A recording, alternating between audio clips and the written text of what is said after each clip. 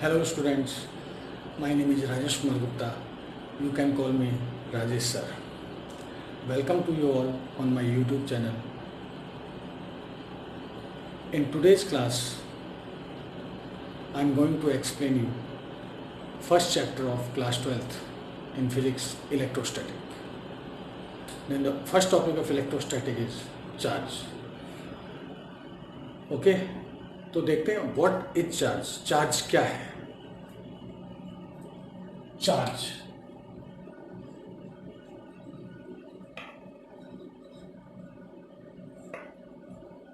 Basically charge normally अपन आप लोग ये कहते हैं कि किसी बॉडी पर पॉजिटिव चार्ज हो, किसी बॉडी पर नेगेटिव चार्ज हो।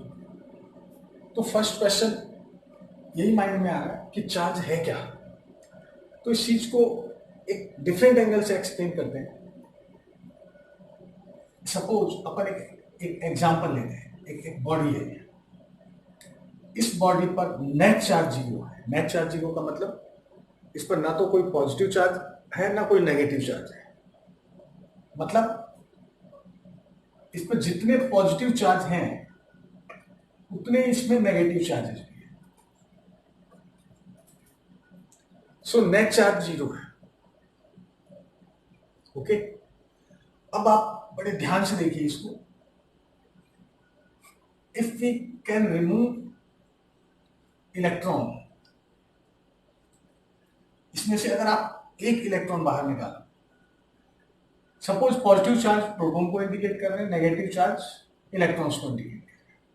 अगर आपने इसमें से वन इलेक्ट्रॉन रिमूव किया, निकाल लिया, तो आप ऑब्जर्व करो, नोटिस करो 1 2 3 4 5 6 पॉजिटिव है, 6 नेगेटिव है। तो यहां बच गए आपके पास में 6 पॉजिटिव चार्ज बच गए और 5 नेगेटिव चार्ज बच गए। एक इलेक्ट्रॉन तो बाहर आ गया, तो रिमेनिंग चार्ज कितने रहे इसमें? 5 इलेक्ट्रॉन रहे, राइट। तो 5 इलेक्ट्रॉन रहने से अब 5 नेगेटिव 5 प्लस को तो कैंसिल करेंगे, बट एक प्लस यहां रह जाएगा। तो एक प्लस जब यहां रह गया तो इस बॉडी पर जो चार्ज अपीयर हुआ वो क्या हुआ? Positive charge. And just like similar way we can give one electron to the body. तो अब इस पर प्लस तो 6 पॉजिटिव थे और 1 इलेक्ट्रॉन ऐड होने से इस पर 7 नेगेटिव हो गए, 7 नेगेटिव चार्ज। तो 6 पॉजिटिव 6 नेगेटिव को कैंसिल करेंगे, बट 1 नेगेटिव यहां अपीयर अराइज बच जाएगा। सो इस बॉडी पर चार्ज अपीयर हुआ कौन सा? माइनस। ओके, तो अब यहां थोड़ा सा ध्यान से ऑब्जर्व करिए कि चार्ज को किस टाइप से डिफाइन कर सकते हैं। Charge it is a fundamental quantity which is appear by losing और गेनिंग ऑफ इलेक्ट्रॉन्स। एक बात का बड़े ध्यान से ऑब्जर्व करना, ये पॉजिटिव चार्ज किसी एटम का जब आप स्टडी करते हैं तो एटम के न्यूक्लियस में पॉजिटिव चार्ज होते हैं और इलेक्ट्रॉन्स इसके सराउंडिंग ऑर्बिट में रिवॉल्व करते हैं। तो प्रोटॉन्स पॉजिटिव चार्ज को इंडिकेट करता है, इलेक्ट्रॉन नेगेटिव चार्ज को इंडिकेट करता है। एक न्यूट्रल एटम में जितने प्रोटॉन्स होते हैं उतने इलेक्ट्रॉन्स होते हैं, फाइनली जीरो होता है नेट चार्ज। अब ऑलवेज इलेक्ट्रॉन का एक्सचेंज ही, इलेक्ट्रॉन का ही एक्सचेंज होगा, या तो इलेक्ट्रॉन रिलीज होगा। तो जब इलेक्ट्रॉन रिलीज होगा तो कौन सा चार्ज अपीयर होगा? पॉजिटिव। और जब इलेक्ट्रॉन गेन होगा, अगर इस बॉडी को इलेक्ट्रॉन प्रोवाइड करवा रहे तो कौन सा चार्ज आ जाएगा? नेगेटिव चार्ज आएगा। प्रोटॉन्स का कभी भी एक्सचेंज नहीं होता। ये बात आप अपने माइंड में प्रॉपरली लॉक कर लीजिए कि प्रोटॉन्स का कभी भी एक्सचेंज नहीं होगा अगर किसी बॉडी को आपको चार्ज प्रोवाइड करना है। और ये चार्ज भी जो अपीयर हो रहा है, पॉजिटिव या नेगेटिव, ये इलेक्ट्रॉन्स के मल्टीपल से अपीयर हुआ है। आपने देखा है यहाँ पे एक इलेक्ट्रॉन मैंने ऐड किया, एक इलेक्ट्रॉन रिलीज किया, एक इलेक्ट्रॉन ऐड किया। एग्जैक्टली उसी तरह से अगर मैं 2 इलेक्ट्रॉन्स ऐड करूं या 2 इलेक्ट्रॉन रिलीज करूं या 3 करूं, 4 करूं, मतलब हमेशा हम क्या करेंगे? इलेक्ट्रॉन्स को 1 2 3 4 5 6 के मल्टीपल्स में ही प्रोवाइड कर सकते हैं या उससे ले सकते हैं। तो उसी के मल्टीपल चार्ज बॉडी पे डेवलप होता है। ये अपन बात कर रहे हैं माइक्रोस्कोपिक लेवल पे। तो इन माइक्रोस्कोपिक लेवल बॉडी पर जो चार्ज अपीयर होता है वो ऑलवेज इलेक्ट्रॉन्स के लूजिंग से और गेनिंग से अपीयर होता है। इसका एक और एग्जांपल लेते हैं। वो एग्जांपल हालांकि डिफरेंट केस में आता है. फॉर एग्जाम्पल केमिस्ट्री का छोटा सा टॉपिक है. फॉर एग्जाम्पल सपोज अपने पास एक सोडियम का, we have a sodium atom and the electronic configuration of sodium is this. It means in case 11 and 23, 11 proton, 11 electrons and 12 neutrons, okay, in general case. But if sodium loses one electron and it's converted into Na plus, it is in gaseous state और 1 electron lose हुआ, तो यहां ये क्या हो गया, sodium ion form हो गया. सोडियम आयन मीन्स जब आपने इसको एक आयोनाइजेशन एनर्जी प्रोवाइड की तो सोडियम आयन में कन्वर्ट हो गया. क्यों कन्वर्ट हुआ? बिकॉज उसने एक इलेक्ट्रॉन रिलीज किया. क्यों रिलीज किया? क्योंकि इसका ऑक्टेट कंप्लीट हो रहा है. तो सोडियम अपने ऑक्टेट को कंप्लीट करने के लिए 1 इलेक्ट्रॉन को लूज कर रहा है. सिमिलरली एक दूसरा एग्जांपल ले लेते हैं, chlorine 287 electronic configuration of chlorine is this. तो in chlorine 7 proton and 17 proton and 17 electrons. In this case chlorine is negative. अब ये एक इलेक्ट्रॉन गेन कर लेता है और ये कन्वर्ट हो जाता है Cl- में. अब यहां पर इसका कॉन्फ़िगरेशन 288 हो गया, यानी ऑक्टेट कंप्लीट हो गया. तो इस क्लोरीन ने भी अपना एक इलेक्ट्रॉन गेन किया, और गेन किया इससे एक एनर्जी रिलीज हुई. वो आप केमिस्ट्री के अंदर आप लोग डिस्कस करेंगे आगे. फिलहाल मेरा मेन टॉपिक है कि बॉडी पर चार्ज कैसे अपीयर होगा. तो इलेक्ट्रॉन जो है वो इलेक्ट्रॉन इसने गेन किया अपने ऑक्टेट को कंप्लीट करने के लिए, इस पर एक चार्ज आ गया negative. That's why this is called chloride ion and this is called sodium ion. तो sodium ion has a 1 positive charge and chloride ion has a 1 negative charge. Why? By the losing of electron body gain positive charge, and by the gaining of electron body gains negative charge. That's why we can say by the adding or losing electrons body charge appear on a body. This is called charge. And now you can see here कि charge basically दो type के हैं, positive और negative. Positive and negative. Positive charge बता दिया मैंने अभी आपको, इलेक्ट्रॉन लूज करने से बनता है. नेगेटिव चार्ज इलेक्ट्रॉन गेन करने से बनता है. ओके. अब एक छोटा सा क्वेश्चन आता है माइंड में कि अगर सपोज एक एग्जांपल लेते हैं. एक एग्जांपल लिया, 2 आइडेंटिकल बॉल्स हैं. We have 2 identical balls A and B, similarly identical, radius r equal, mass equal, everything is equal, but both are neutral. दोनों पर कोई चार्ज नहीं है.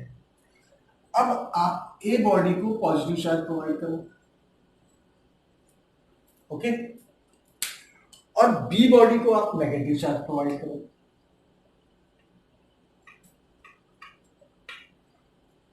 तो after given charge on body A and body B, which body has more mass? Yes, you are right. Body B has more mass because body B had get negative charge by the adding of electrons. So, and A get positive charge by the losing of electrons. तो इस A body में से electron बाहर निकले और B body में electron आए. वैसे तो इलेक्ट्रॉन का मास बहुत नेग्लेजिबल होता है, नेग्लेक्ट करते हैं हम उस मास को. मास ऑफ इलेक्ट्रॉन होगा near about 9.1 into 10 to the power minus 31 kg. It's very negligible mass in comparison of protons. But फिर भी आप ध्यान से देखिए कि इसमें से जितना भी मास रिलीज हुआ कुछ तो कम हुआ ऑन माइक्रोस्कोपिक लेवल. इसमें से कुछ तो मास कम हुआ, इसका कुछ मास बढ़ा. दैट्स व्हाई ए का मास पॉजिटिव चार्ज होने पर कम हो गया और बी का मास नेगेटिव चार्ज होने से बढ़ गया. जबकि पहले दोनों आइडेंटिकल थे, यानी दोनों का मास सेम था. ए को पॉजिटिव चार्ज देते इसका मास कम हुआ, बी का को नेगेटिव चार्ज देते इसका मास इंक्रीज हो गया. तो अपन ऑन माइक्रोस्कोपिक लेवल पर अपन कह सकते हैं कि पॉजिटिवली चार्ज बॉडी का मास अपने प्रीवियस मास के कंपैरेटिवली थोड़ा लेस होता है और नेगेटिवली चार्ज बॉडी का मास अपने प्रीवियस मास के कंपैरेटिवली ज्यादा हो जाता है. ओके. तो ये चार दो टाइप के एक क्वेश्चन आ गए यहाँ पे. अब इसी पे नेक्स्ट टॉपिक लेते हैं. जनरल प्रॉपर्टीज हैं कि like charges repel each other, unlike charge attract each other. मतलब दो सेम चार्ज होंगे वो एक दूसरे को रिपेल करेंगे और दो अपोजिट चार्जेस एक दूसरे को अट्रैक्ट करेंगे. जैसे दो पॉजिटिव चार्ज एक दूसरे को रिपेल करते हैं, दो negative charges also repel to each other, but if one is positive and another is negative then they are attract to each other. Okay. ये जनरल प्रॉपर्टी है. अब यहां हम बात कर रहे हैं चार्ज की. तो चार्ज को मैंने कहा it is a fundamental quantity. So fundamental means fundamental quantum nature, sorry quantum quantity.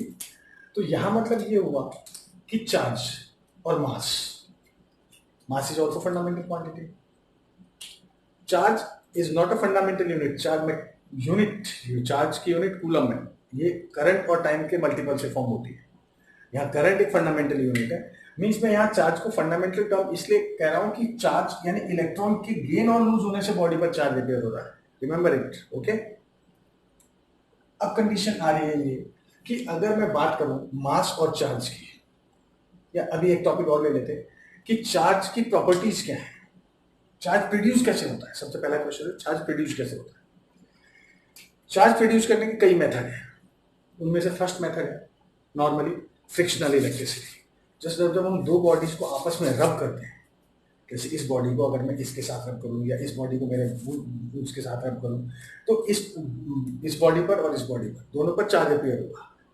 एक बॉडी पॉजिटिवली चार्ज होगी, एक बॉडी नेगेटिवली चार्ज होगी। ऐसा क्यों होता है? जब आप किसी दो बॉडी को रब करते हैं तो रब करने से क्या होता है, हीट जनरेट होती है, और उस हीट से क्या होता है कि एक बॉडी के इलेक्ट्रॉन्स रिलीज होते हैं, दूसरी बॉडी उसको गेन करती है। अब क्वेश्चन राइज होता है कि कौन सी बॉडी इलेक्ट्रॉन लूज करेगी और कौन सी बॉडी इलेक्ट्रॉन गेन करेगी। ओके, तो इसको समझने के लिए एक छोटा सा एग्जांपल ले रहा हूं, थोड़ा सा कंसंट्रेट करिए, पॉइंट क्लियर हो जाएगा। एक बॉडी है, सपोज ये दो बॉडीज है, एक बॉडी ये है, बड़े ध्यान से देखिएगा। अब इन दोनों को मैंने रब किया, ऐसे रब किया। रब करने से क्या हुआ, एक हीट जनरेट हुई। हीट जनरेट होते ही वो हीट इलेक्ट्रॉन्स तक पहुंची।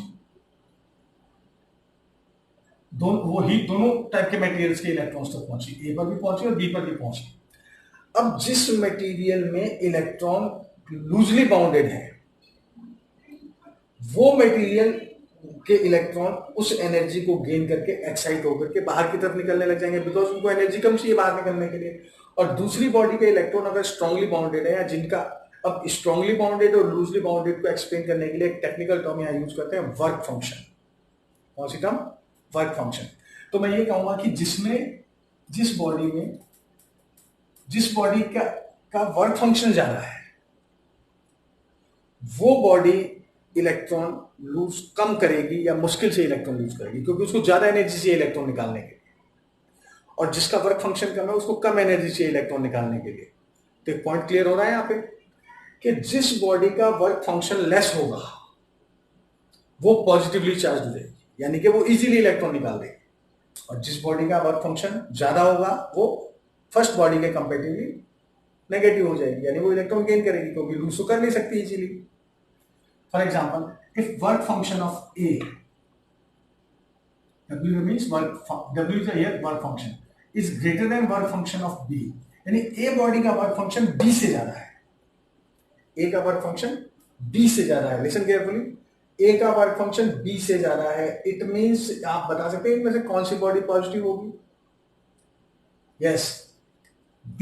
इस सिचुएशन में B gate positive charge and A get negative charge, क्योंकि ए का वर्क फंक्शन ज्यादा है। तो जिसका वर्क फंक्शन ज्यादा होता है वो नेगेटिवली चार्ज होती है, और जिसका कम होता है वो पॉजिटिवली चार्ज होती है। दोनों बॉडीज के कंपैरिजन की बात कर रहे हैं। अब अगर इस केस को यूं लेते हैं कि WB is greater than WBA, यानी कि अगर वर्क फंक्शन B का ज्यादा है वर्क फंक्शन A के कंपैरिजन में, तो यहां पर A पॉजिटिव होगी, B नेगेटिव होगी। क्लियर?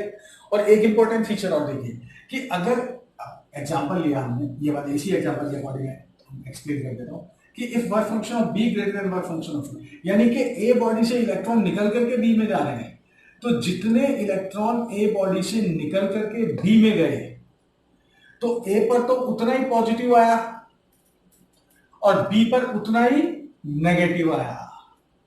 इट मींस जब अपन दो बॉडीज को, या जब आप टू बॉडीज को रब करते हो, या यूं कह सकते हैं in frictional electricity we get equal and opposite charge on the bodies, यानी कि दो बॉडी को जब फ्रिक्शन करते हैं या रब करते हैं तो उसमें से एक बॉडी पर पॉजिटिव चार्ज आता है और दूसरी बॉडी पर नेगेटिव चार्ज आता है। दोनों बॉडीज पर चार्ज का मैग्नीट्यूड सेम होता है, मैग्नीट्यूड आई मीन टू से कि अगर इस पर सपोज 3 माइक्रोकूलम चार्ज आया पॉजिटिव, तो इस पर -3 माइक्रोकूलम चार्ज आएगा नेगेटिव में, यानी चार्ज का मैग्नीट्यूड तो सेम होगा बट नेचर अपोजिट हो जाएगा।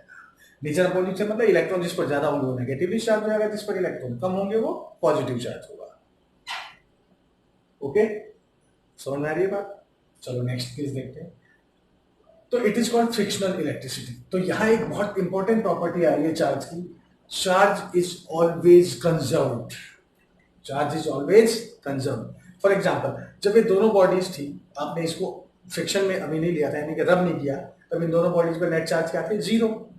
और आफ्टर रबिंग, रब करने के बाद में भी दोनों पर नेट चार्ज कितना आ रहा है? 0। तो charge is always conservative. This is the first property of charge. Second property of charge is a quantized, जो मैंने भी आपको प्रीवियस एग्जांपल में बताया कि किसी भी बॉडी से पर जो चार्ज डेवलप होता है वो इलेक्ट्रॉन के एक्सचेंज होने से होता है, and electron is a fundamental quantity.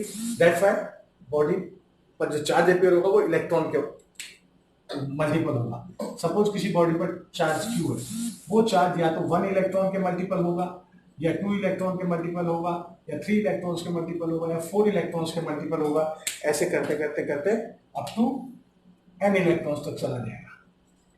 अब ये चार्ज पॉजिटिव भी हो सकता है कब? जब इलेक्ट्रॉन बॉडी लूज करे, और ये चार्ज नेगेटिव भी हो सकता है, यानी कि जब बॉडी इलेक्ट्रॉन गेन करे। तो अपन कह सकते हैं किसी बॉडी पर टोटल चार्ज तभी डेवलप होता है प्लस और माइनस से। It is called quantization of charge. Charge की प्रॉपर्टी क्या क्या हो गई? Charge is always conserved, charge is quantized, and charge is additive. Additive means charge आपस में ऐड हो जाते हैं, जैसे यहां पर ऐड हुआ, नेट ऐड हो गए, कितने हो गए? 0। क्लियर? अब एक क्वांटाइजेशन का मीनिंग, मैंने कहा 1 इलेक्ट्रॉन की टर्म में लूज होगा। अब आप 1 इलेक्ट्रॉन ही निकाल सकते हो या 2 इलेक्ट्रॉन निकाल सकते हो। आप ऐसा नहीं कर सकते कि 1.5 इलेक्ट्रॉन निकाल दिया। इसको अपन एक बहुत लोकल एग्जांपल से एक्सप्लेन करते हैं। जैसे अपन स्टेप्स पे जब स्टेप्स रखते हैं, तो पहली स्टेप 1 पे, सेकंड स्टेप 2 पे, थर्ड स्टेप 3 पे, इस टाइप से अपनी स्टेप रखते हैं। अगर कोई डबल डबल लेता है, जैसे सपोज किसी ने डायरेक्टली सेकंड स्टेप पे रखा, फिर डायरेक्टली फोर्थ स्टेप पे रखा, बट कभी भी कोई भी पर्सन 1.5 स्टेप्स पे अपने पाँव नहीं रख सकता, 1.25 स्टेप्स पे नहीं रख सकता। वो या तो 1 पे रखेगा, या 2 पे रखेगा, या 3 पे रखेगा। या तो 1 पे रखेगा, या 3 पे रखेगा, या 4 पे रखेगा, या 2 पे रखेगा, but never it's put on steps on 1.5, 1.7, 2.3 etc. This is called quantization. Okay. Another example, एक और एग्जांपल ले लेते हैं। सपोज आप किसी एटीएम मशीन से करेंसी फाइंड आउट रिलीज कर रहे हैं, तो आपने देखा होगा वो करेंसी 100 के मल्टीपल्स में ही आपको करेंसी प्रोवाइड करती है। अगर आपने उसमें 1050 का कमांड दिया तो वो मशीन आपको पैसे नहीं देगी। लेकिन अगर आप उसको 100 का कमांड देते हैं, इट गिव्स 1100 का कमांड देते हैं, इट्स गिव्स 1300 देते हैं, इट्स गिव्स, बट 1050 नहीं देगी, 1025 नहीं देगी। दैट मीन्स क्यों? क्योंकि उसका जो क्वांटम है वो 100 रुपीज है। मीन्स वो मशीन 100 के मल्टीपल में देती है। तो वो एटीएम की करेंसी का क्वांटम 100 रुपीज हुआ, चार्ज का क्वांटम 1 इलेक्ट्रॉन हुआ, स्टेयर्स का क्वांटम 1 स्टेप हुआ, ऐसी एनर्जी का क्वांटम 1 फोटोन हुआ। एनर्जी में भी मिनिमम वैल्यू ऑफ एनर्जी होती है, वो 1 क्वांटम होती है। वो अपन we can discuss in further topics. Okay, this is the example of quantum. And one more another method to provide to reduce charge on a body is induction method. Due to induction method, due to frictional electricity, equal and opposite charge generated, and due to induction method is also equal and opposite charge produces. Opposite charge produces. We can't say it is equal. It depends on the nature of material. There is a big difference between frictional electricity and induction. In frictional electricity में body आपस में एक दूसरे के contact में रहती है, क्योंकि फ्रिक्शन करने के लिए कांटेक्ट मस्ट है। लेकिन इंडक्शन मेथड में वो एक दूसरे के कांटेक्ट में नहीं होती। फॉर एग्जांपल, एक बॉडी है, एक और बॉडी है, नेट चार्जिंग पे 0 है। अभी net charge 0 I mean two से जितने प्लस चार्ज है उस पर उतनी नेगेटिव है। ओके, अब आप इसके बाद में ये ए बॉडी है, ये बी बॉडी है, ध्यान से ऑब्जर्व करना। इसके पास मैं क्या करता हूं, एक रॉड लाता हूं, ये पॉजिटिवली चार्ज रॉड अगर मैं इसके पास लेकर के आता हूं तो होगा क्या, इस बॉडी के जितने भी नेगेटिव चार्जेस हैं वो सारे इस टाइप पे इस साइड में आ जाएंगे, ठीक है, और जितने भी पॉजिटिव चार्ज हैं वो सारे इस साइड में चले जाएंगे, बिकॉज पॉजिटिव चार्ज नेगेटिव को अटैक करेगा और पॉजिटिव को रिपेल करेगा। ओके, अब इसी सिचुएशन में आप इसको क्या कर दो, सेपरेट कर दो। तो इस बॉडी पर तो कौन से चार्ज रह गए, नेगेटिव, और इस बॉडी पर कौन से चार्ज रह गए, पॉजिटिव, सेपरेट कर दिया। अब यहां ध्यान देना है कि नेगेटिव मैंने यहां एक्सप्लेन किया, इसका मतलब ऐसा नहीं कि इसमें पॉजिटिव चार्ज नहीं है इसमें पॉजिटिव चार्ज भी है, बट नेगेटिव की क्वांटिटी इतनी ज्यादा है, इसलिए मैं ओनली नेगेटिव शो कर रहा हूं। और यहां पर इसमें नेगेटिव चार्ज भी है, लेकिन वो शो इसलिए नहीं कर रहे कि पॉजिटिव का अमाउंट इतना ज्यादा है। ओके, तो अब आप ऑब्जर्व करो क्लियरली कि ए और बी बॉडी जो पहले न्यूट्रल थी, अब बाद में क्या हो गई, चार्ज डेवलप हो गया इनके ऊपर। तो ये हुआ चार्ज प्रोड्यूस करने का मेथड। इसमें एक इंपॉर्टेंट फीचर आता है कि जो चार्ज इंड्यूस हुआ इनके ऊपर, सपोज क्यू चार्ज इस पर इंड्यूस हुआ, क्यू डैश इंड्यूस हुआ और इस पर चार्ज था क्यू, इसके लिए एक फॉर्मूला होता है, q dash induced charge is equal to q 1 minus 1 by capital K. इसको ऊपर आगे नेक्स्ट टॉपिक में डिस्कस करेंगे, मतलब नेक्स्ट क्लास 3 और 4 क्लासेस के बाद में डिस्कशन होगा। यहां पर negative charge, if Q dash is positive, then induced charge is negative. If Q is negative, then induced charge is positive. So if negative, positive, so negative. Okay? मतलब जो source charge है, source charge से opposite charge induce होगा, इसके respect में appositive होगा और इसके रेस्पेक्ट में अपोजिटिव होगा। This is induced charge, source charge, and here capital K. This capital K is called dielectric constant. क्या होता है, डाइलेक्ट्रिक कांस्टेंट। और इस डाइलेक्ट्रिक कांस्टेंट की वैल्यू एयर और वैक्यूम, वैक्यूम के लिए 1.006 for it is for vacuum, for air this sorry for vacuum 3, for air 6, and for metal it is infinity. It means इस डाइलेक्ट्रिक कांस्टेंट की value always 1 से greater होगी। Look here, vacuum के लिए 1.003 है, वैसे तो 1 के ऑलमोस्ट इक्वल है, बट अपन 1 से तो है तो ग्रेटर, तो के की वैल्यू ऑलवेज 1 से ग्रेटर होगी, राइट। और के की मैक्सिमम वैल्यू इंफिनिटी होती है मेटल्स के लिए। दैट मींस डाइलेक्ट्रिक कांस्टेंट की value is varying from between 1 to infinity. तो अब आप एज्यूम करो, इसी में अगर ये मेटल स्फीयर होते, तो जैसा कि मैंने मेटलिक स्फीयर लिया, तो इफ ये मेटल के स्फीयर होते तो इसके लिए के का वैल्यू क्या हो जाता, इनफाइनाइट। तो यहां पर वैल्यू इंफिनिटी पुट होती है और ये एक्सप्रेशन क्या हो जाता है, 0। इट मींस मेटल में जो चार्ज इंड्यूस होगा वो सोर्स चार्ज के इक्वली इंड्यूस होगा। ओके, बट मेटल के अलावा कोई और बॉडी आप लेते हो और उसमें चार्ज इंड्यूस करते हो, like polythene, like any other materials, तो उसमें जो चार्ज इंड्यूस होगा वो इस डाइलेक्ट्रिक कांस्टेंट के पर डिपेंड करेगा। ओके, तो this is the induction charge, production of charge.